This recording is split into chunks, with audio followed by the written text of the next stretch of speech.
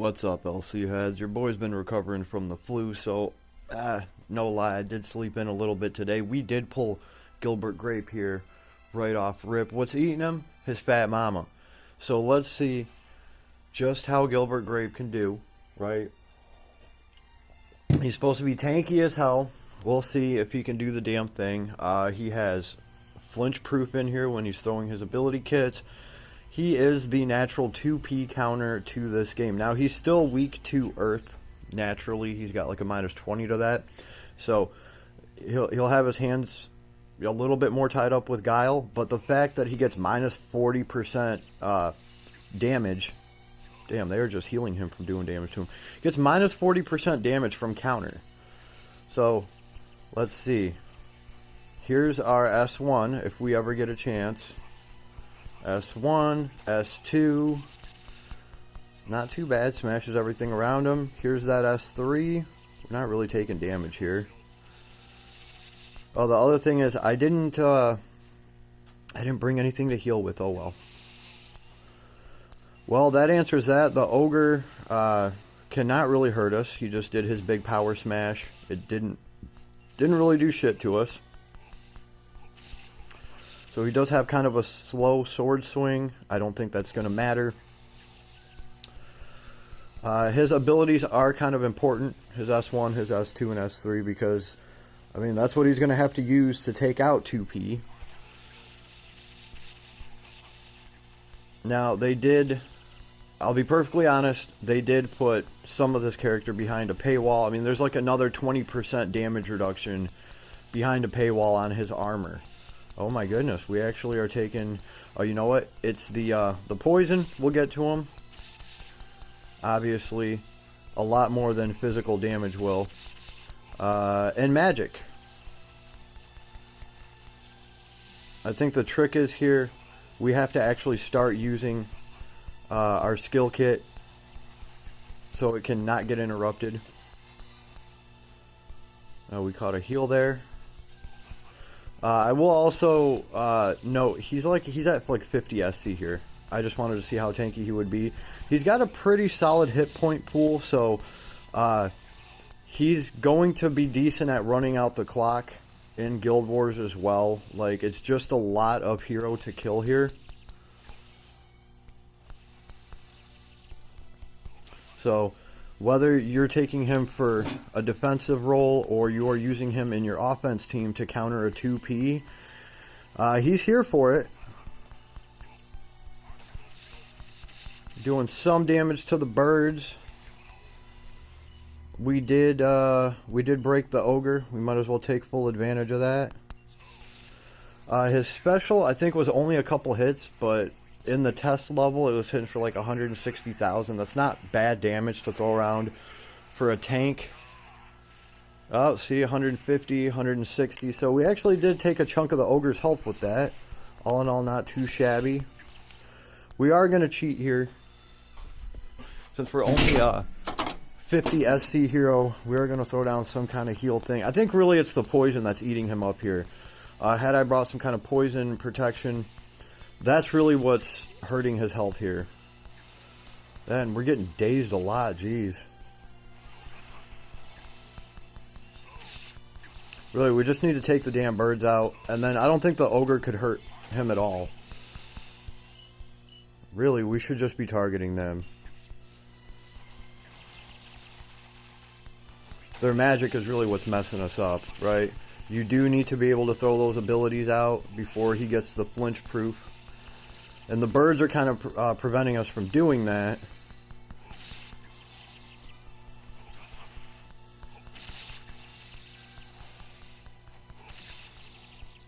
Oh, we have an S3 to throw, yes. I like the S2 also. He just, you know, hurricanes that damn big blade around him. Will this be it though? Oh, we keep catching these mini heals.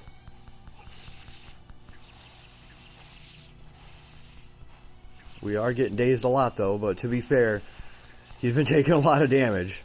Just stuck in the damn corner over here. Oh, we should be retargeting that Ogre. That's pretty cool. I mean, I'm not really worried about the ogre hurting us. It's really the miasma, the poison, the damn birds. And the fact that I haven't been targeting them. Pretty slow on his feet. I mean, the big tanky bastard.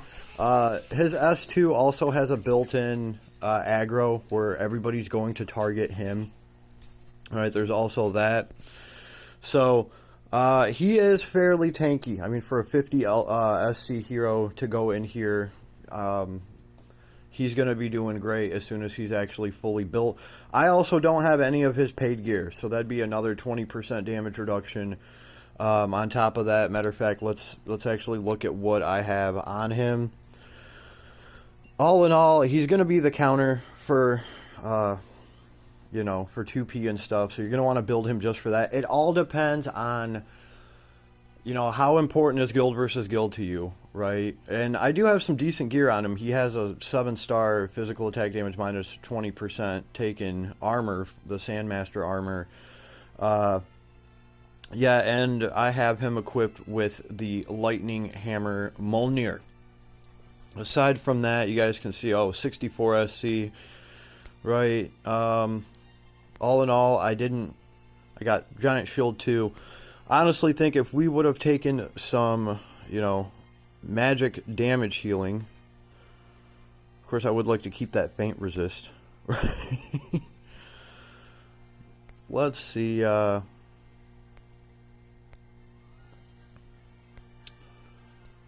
think we already have like a vitality up anyway.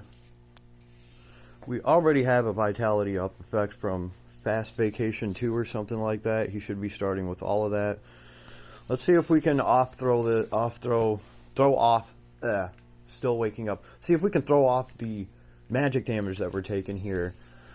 And do a little bit better. He's not doing terrible.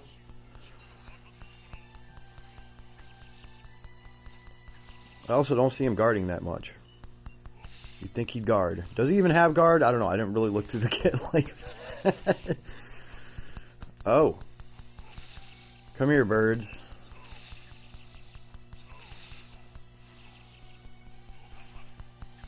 We'll actually target them this time. See if we can make a dent in them much quicker. S3 is pretty nice.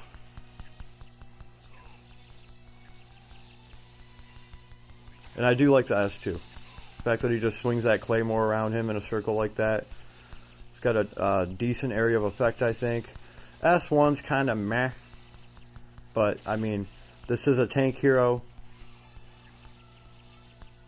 And we are getting dazed like a mug, though. He does recover from it fairly quickly.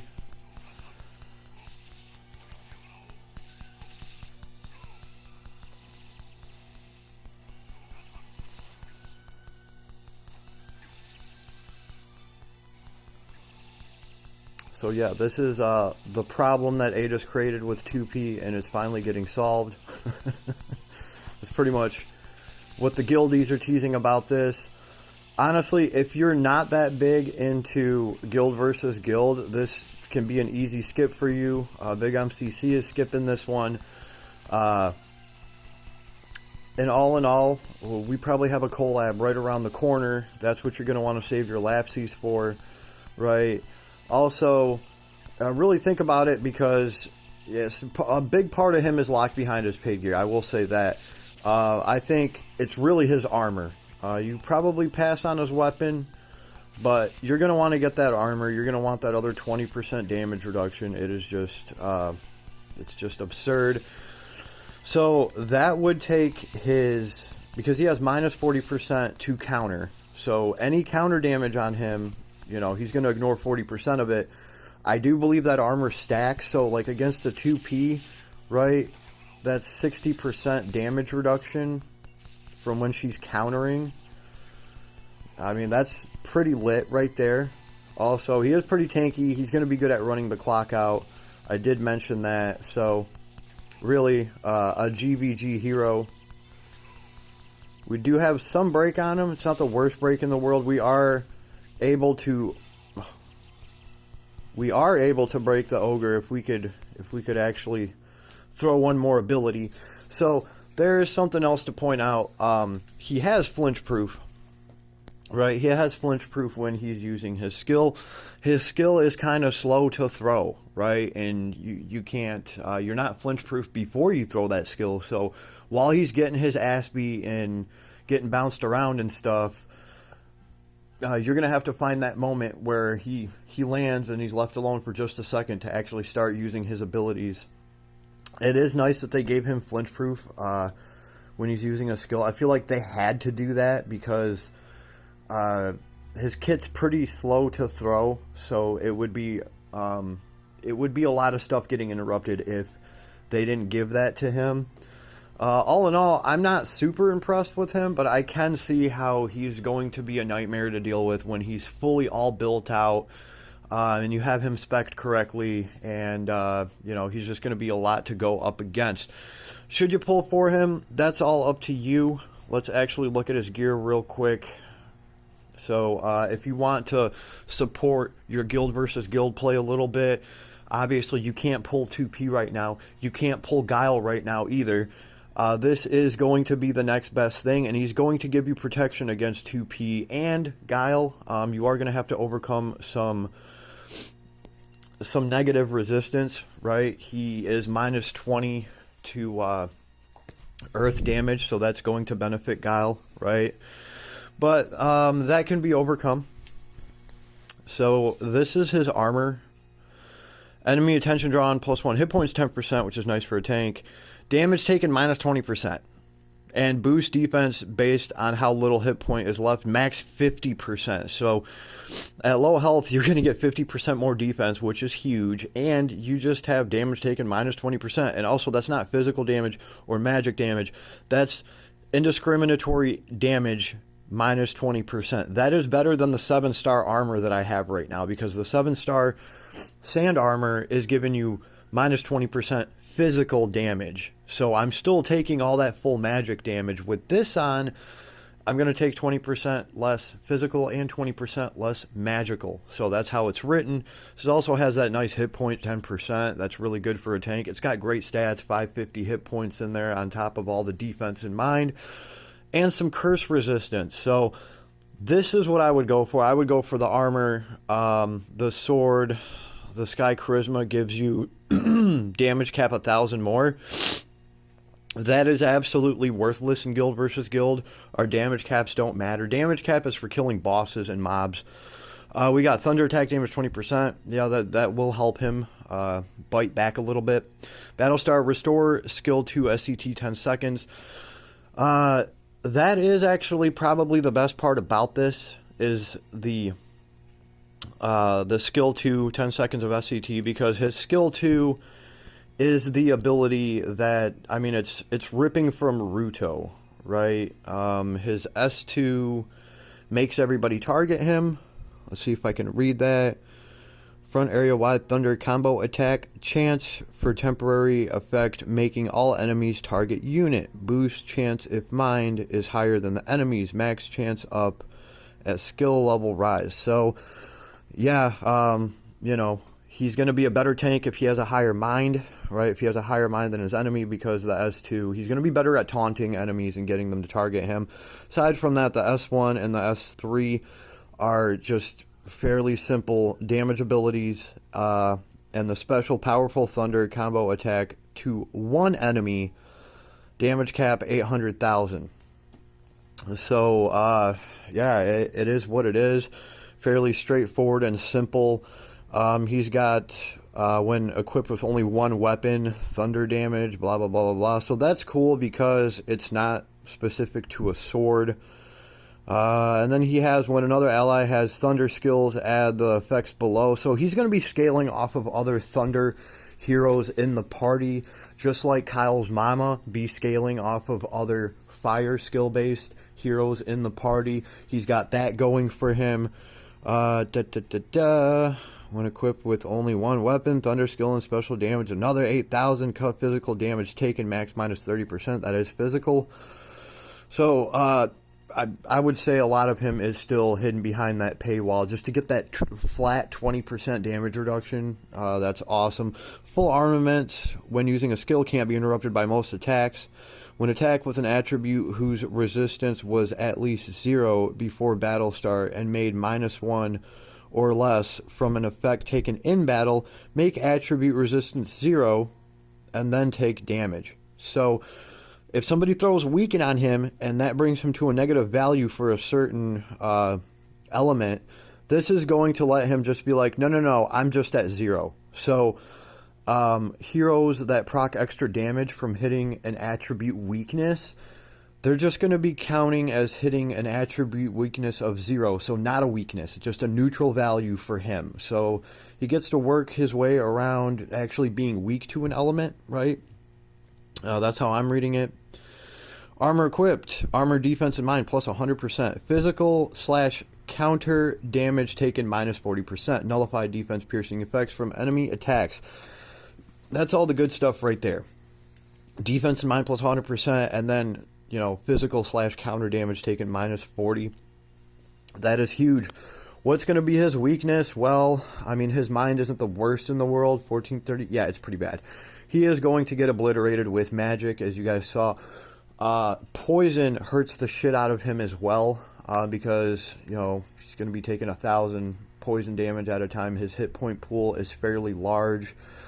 So, yeah, it is what it is. He's weak to poison. On top of that, the way I have him set up, he's nil to, stun, and nil to curse. He has some resistance to getting headaches and being silenced, and he is weak to poison, right? We have 25 ice resistance, minus 20 earth, which is why I'm saying he's going to have his hands more full with Guile than 2P, and thunder resist 30% up, so yeah, 2P, right? She's going to have her damage cut to him by so much, right? She's going to be able to take counter. He's going to be able to take counters from her all day. So I also don't have the best gear on him by any means. He has the silver bangles on. What is that doing for him? Oh, it's giving me some resistance to the stun effect. That's pretty much why I threw that on him. So it is what it is. Choose wisely, folks. Heavily inspired guild versus guild unit, just to kind of curb how strong 2P is, and because people are tired of going in there and just getting their whole team wiped by 1 2P, right? Yeah, so they're finally doing something about that, and it's with a non-limited hero. So he's going to be around, he's going to be in the game, and yeah, leave me a comment, let me know what you think, and have an awesome day. Best of luck to you. Oh yeah, I should mention, there's a UR arc. That's really what I pulled for. The UR arc here is probably the best damn arc for guild versus guild. All attribute damage taken minus 20%. Battle start, add 15% of defense to strength. Give defense plus 50% buff for 10 seconds. So for the first 10 seconds, your strength is so freaking high because, 50% more to your defense, and then take 15% of that defense and add it to your strength, right? Give all allies an attribute weakness damage taken minus 20%. It's going to curb all of your attribute weaknesses. It's going to give you, all attribute damage taken minus 20%. So that is awesome. Non-attribute damage is going to cut through a lot of this. He's still going to get the defense off of it and all that good stuff. Really, really good arc for sure. This is kind of what I was hoping for. He came down instead because, of course, Adis wanted a review. And look, we get counter shield, counter damage taken minus 20 for 6 SC. Not bad. Steel guards under life fort, right? Fair and square. Physical attack damage 20%. Damage cap to enemies without status ailments. About time we got this. It is 14 SC. Good to know how much it's worth, right? Fair and square is cool. And we have armor mega boost. When armor is equipped, defense 20%. Physical damage taken minus 10. Damage taken from bosses minus 10. So really, I'm here for the fair and square. It's nice to be able to throw that on heroes. And counter shield is going to help your whole team against a counter hero like 2P. What is this thing? We have an accessory, 650 hit points, 111 strength, Mind 44. Thunder attack damage 10%. Physical attack damage taken minus 5%. Honestly, this could have been magic damage taken minus 5%. That's really what he needs to, I think, curb him out a little bit and make him, you know, just a little bit better overall. He's already has so much physical damage reduction and such a high defense. Aside from that, we're getting 5% resistance to ice. All in all, not too bad. Pretty decent accessory. I would not mind having this thing. It does come on a UR arc, of course. So, yeah, it is what it is. Let me know what you think. I wouldn't mind having that arc to throw on a hero for Guild versus Guild. That's for sure. At the end of the day, though, hold out. Collabs are coming. Collabs are always coming. Hold out for those. And I will see you on the flip side later, everybody. Oh, yeah, go check out Brown Dust, too, okay? Real quick, if you made it this far, let me just tell you, in Brown Dust 2, you can clear a banner from a $16.50 bundle. I actually cleared 2 banners. I got the hero, and I cleared the item banner, and I dropped $16.50, okay? So, you're getting 30 pulls for that, roughly. Like 20 of the tickets and 10 of the crystal pulls. That's 30 10 pulls. That'd be 300 pulls. 30 pulls for $16.50. In Last Cloudia, 30 pulls cost $100. The difference between $100 and $16 is pretty effing massive. Plus, there is a ton more free lapis to grind out over there because it's a new title.